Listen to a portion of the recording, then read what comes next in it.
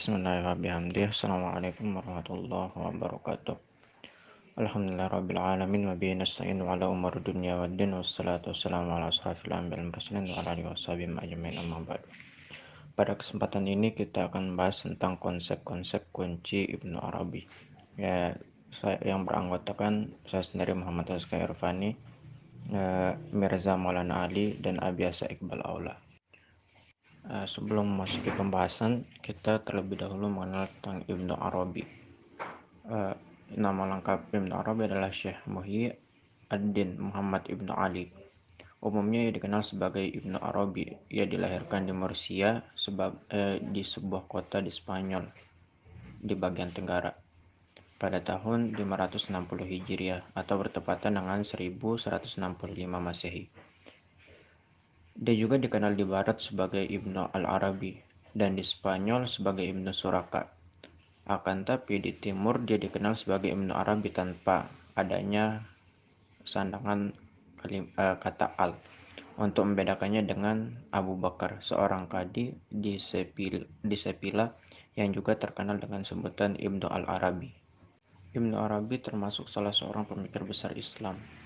Salah satunya Dante, seorang pemikir Eropa terpengaruhi oleh pemikirannya. Ibnu Arabi juga menulis beberapa karya besar, di antaranya Al-Futuhat Al-Makkiyah dan Fusulul Al-Hikam. Dua karya tersebut adalah karya yang paling masyhur di antara karyanya Ibnu Arabi. Ibnu Arabi tidak dapat disebut sebagai penganut paham hulul atau ittihad. Ia mempunyai pendirian tersendiri terhadap Tuhan dan makhluk. Ibnu Arabi membuat teorinya sendiri, yaitu wihdah. Dengan maksudnya hanya ada satu zat Tuhan yang berkuasa dalam segala-segalanya. Selain itu tidak ada. Semua makhluk itu hanyalah akibat dan gambaran mir'ah daripada kekuasaan pencipta yang amat hebat itu, yaitu yang bernama Allah. Sebelum merujuk lebih dalam lagi, terlebih dahulu kita memahami definisi tentang hulul dan ittihad. Hulul itu ialah suatu keadaan menurut keyakinan orang sufi bahwa Tuhan itu berada di mana-mana, di luar dan di dalam makhluk. Quran mengatakan bahwa Tuhan meliputi segala sesuatu, dan suatu aliran dalam sejarah filsafat menerangkan bahwa zat pencipta ini terdapat dalam makhluk. Sedangkan ittihad artinya dalam istilah sufi berpadu, apalagi merupakan suatu kesatuan yang bulat. Zat manusia tetap zat manusia dan zat Tuhan ya tetap zat Tuhan. Karena tidak mungkin berpadu antara zat manusia yang hadis dengan zat Tuhan yang maha qadim. Mengenai pemikiran tentang wahdatul wujudnya Ibnu Arabi, terlebih dahulu kita akan membahas tentang pemikiran tentang metafisikanya. Menurut Ibnu Arabi, Allah adalah awal ma'alim yang empat, yang tidak ada lagi suatu maklum di belakangnya. Dia itulah yang disebut dengan al-wujud al-mutlaq, sebab keberadaannya tidak disebabkan oleh yang lain, dan wujudnya bukanlah selain zatnya itu sendiri. Sedangkan maklum kedua adalah hakikat universal yang ada pada Tuhan dan pada alam semesta. Hakikat ini bisa disebut qidam, bila yang dimaksud adalah yang mawjud tanpa permulaan dan mawjud tanpa ada yang mendahulunya. Dan hakikat ini bisa disebut hadis apabila yang dimaksud adalah yang mawjud setelah kejadian, yaitu apa-apa selain Allah Subhanahu wa taala. Sedangkan maklum ketiga adalah alam semesta yang terdiri dari apa-apa yang ada di bumi dan di langit, dan apa-apa yang tercakup dalam keduanya selain manusia. Maklum keempat adalah manusia sebagai khalifah Allah di muka bumi, yang juga disebut dengan alam kecil atau mikrokosmos. Sedangkan tiga alam ma'alim yang tiga tadi sebelumnya disebut dengan alam besar atau makrokosmos. Kemudian terkait tentang hakikat universal, bisa disebut alam, juga bisa disebut bukan alam, dan bisa disebut Tuhan al-Haq, juga bisa disebut bukan Tuhan atau halak. Keduanya satu, tapi juga berbilang sesuai dengan jumlah bilangan individu di dalam alam. Tuhan telah ada ketika tak ada suatu pun bersamanya. Kemudian bisa berkehendak untuk mewujudkan alam dalam satu bentuk yang telah ada di dalam ilmunya. Dan kehendak ini terciptalah suatu hakikat yang disebut al-haba. Dan itulah mewujud pertama yang ada dalam alam yang oleh para filosof disebut hayula. Mewujud pertama ini adalah suatu alam yang ada disebabkan oleh suatu daya. Dan dari daya itu keluarlah perbuatan yang berproses melalui suatu urutan sampai mencapai kesempurnaan.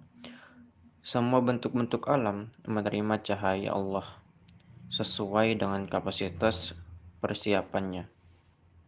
Mirip dengan penerimaan cahaya bagi suatu pojok rumah yang datang dari sumber cahaya.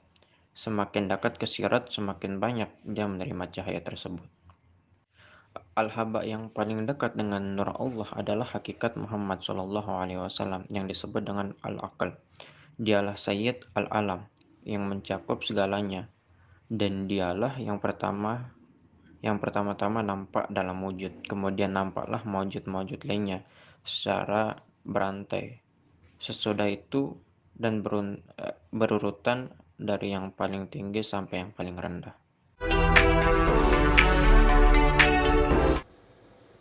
Filsafat wahdatul wujud.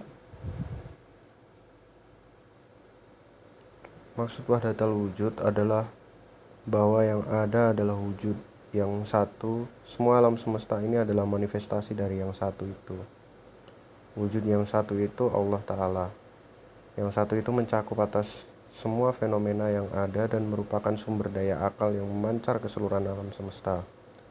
Dalam konteks ini dia disebut Al-Hakikat Al-Muhammadiyah.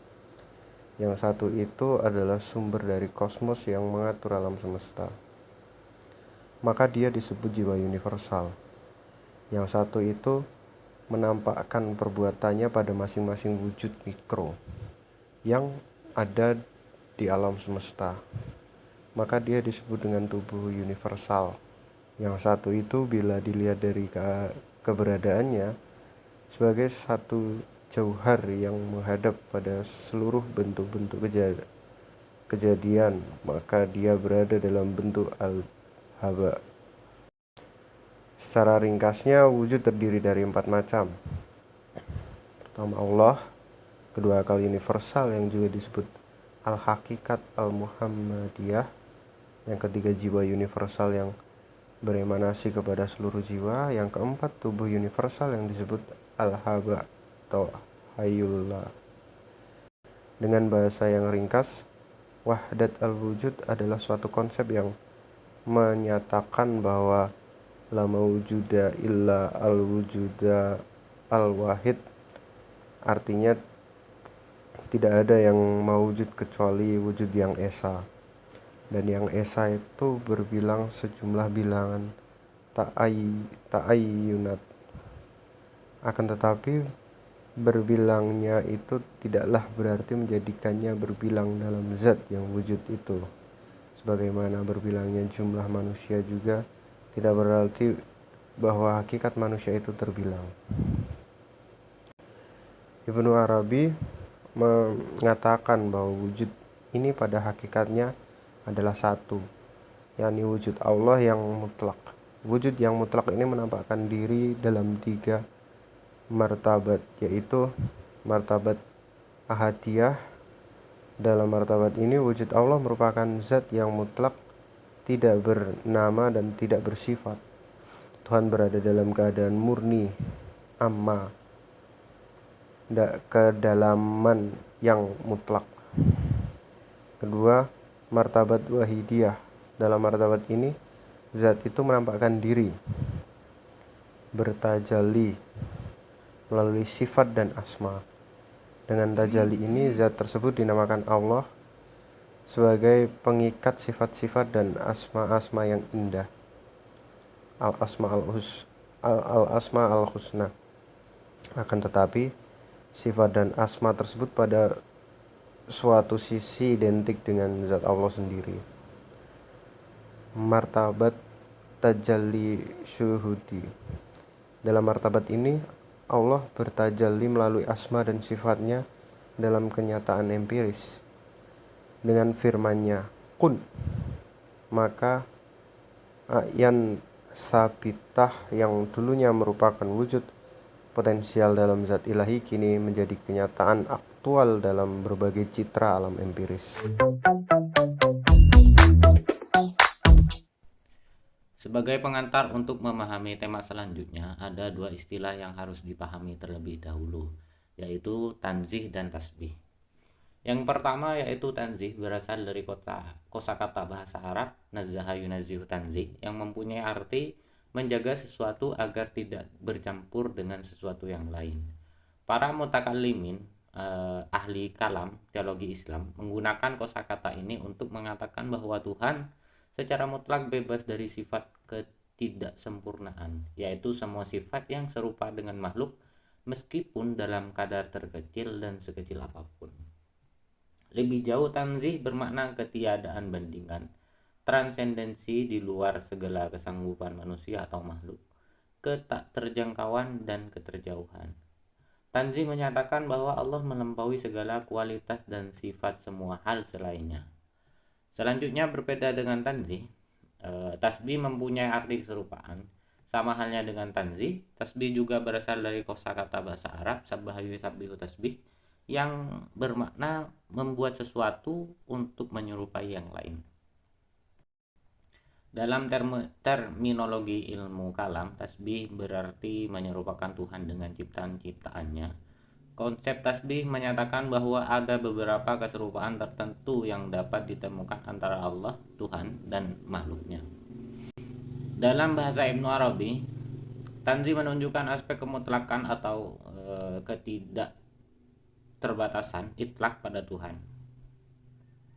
Sedangkan tasbih menunjukkan aspek keterbatasan takayud padanya. Dilihat dari segi zatnya, Tuhan adalah munazzah, yaitu yang bersih dari keserupaan, tidak dapat dan tidak akan dapat diserupakan dengan alam serta ketidaksempurnaan yang ada di dalamnya. Ia jauh dari segala sifat dan segala keterbatasan dan keterikatannya. Tuhan tidak dapat atau mungkin juga tidak akan dapat diketahui, dipikirkan atau dilukiskan secara jernih oleh apapun dan siapapun, termasuk oleh pikiran manusia. Dia adalah transenden dan satu-satunya yang berlaku baginya adalah kemutlakan atau absolut. Dalam kitab Futuhat Al-Makkiyah, Ibnu Arabi menulis, yang bisa kita katakan hanyalah bahwa Allah Subhanahu wa Ta'ala adalah maujud melalui zatnya dan untuk zatnya. Wujudnya mutlak tanpa terbatasi oleh pihak lain. Dia bukanlah akibat dari apapun dan bukan pula menjadi sebab bagi apapun, tetapi dialah yang menciptakan segala akibat dan segala sebab. Sang Maharaja Al-Malik dan Sang Maha Suci Al-Quddus yang tidak akan pernah binasa. Menurut Ibnu Arabi, ungkapan yang menyatakan bahwa Allah telah ada sebelum atau setelah alam semesta tidak benar, sebab sebelum dan setelah atau bersamaan adalah menunjukkan waktu atau masa, sedangkan dalam hal ini tidak ada waktu, tidak ada masa baginya. Dialah yang menciptakan alam semesta, yang menjadi inventornya atau mukhtari ketika alam semesta belum terjadi apa-apa. Yang dimaksud Ibnu Arabi adalah al-haq, maujud melalui zatnya untuk zatnya, sedangkan alam semesta maujud melalui zatnya. Sekian, terima kasih.